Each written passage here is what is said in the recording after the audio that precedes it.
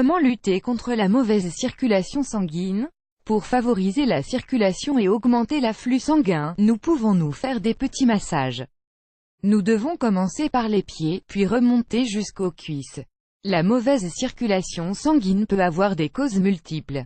Les principales sont les suivantes: un haut taux de cholestérol, une faible consommation d'aliments riches en fibres, et une alimentation trop salée et un manque d'hydratation.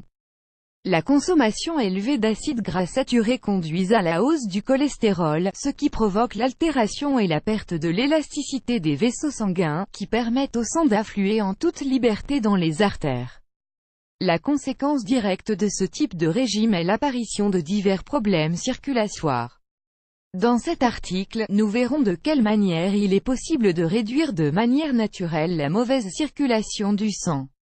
Faire des petits massages avec une bonne crème. Vous pouvez réaliser un massage doux mais ferme des pieds en montant jusqu'aux cuisses. Cela stimulera l'affluent de sang dans vos jambes et réduira notablement vos problèmes circulatoires. Consommer des aliments qui baissent la pression artérielle. Les aliments qui peuvent améliorer non seulement les problèmes de circulation mais également la pression artérielle sont multiples. Nous pouvons en citer quelques-uns: les épinards, le céleri, les graines de tournesol, les bananes, le soja, les pommes de terre, le chocolat, l'avocat, le lait écrémé, le poisson, les agrumes. Arrêtez de fumer. Cela fait longtemps qu'il a été démontré que la cigarette est l'un des principaux ennemis de la santé humaine. Elle provoque en effet de graves maladies circulatoires et peut augmenter considérablement la pression artérielle. L'hydrothérapie. L'hydrothérapie est un massage réalisé à base de puissants jets d'eau alternativement froide puis chaude. Cela permet d'activer immédiatement la circulation du sang qui se met à affluer de façon normale. Cette méthode peut être pratiquée une fois tous les 2 jours sans aucun problème. Consommer du piment de Cayenne. Le piment rouge contient de la capsaïcine, un composant qui a la capacité de stimuler et d'activer le système cardiovasculaire, en aidant à réduire considérablement la pression artérielle et le taux de cholestérol.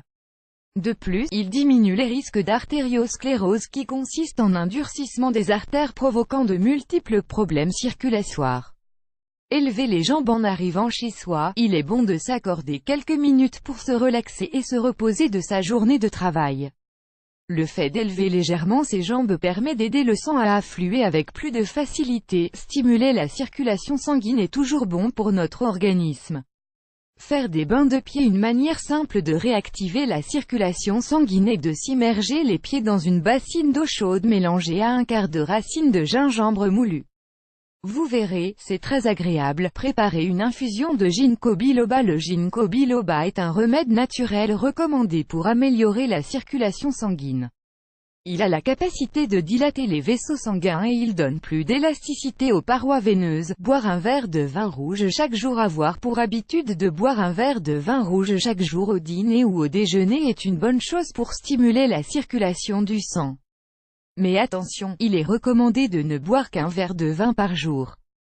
Boire du café. Les personnes qui consomment entre 1 et 2 tasses de café par jour ont moins de possibilités d'avoir des problèmes de mauvaise circulation. Cela est dû aux flavonoïdes qui se trouvent dans le café. Ne pas manger trop salé. Il est important de réduire au maximum la consommation d'aliments salés car ce condiment favorise la pression artérielle et la rétention d'eau. Faire des exercices de façon modérée mais continue. Le meilleur exercice est le plus simple qui peut se faire chaque jour pour améliorer la circulation sanguine et éviter les complications majeures est marcher. Essayez de faire une petite promenade d'au moins une demi-heure. N'oubliez pas de bien vous hydrater car l'eau est fondamentale pour se maintenir en bonne santé, malade ou non.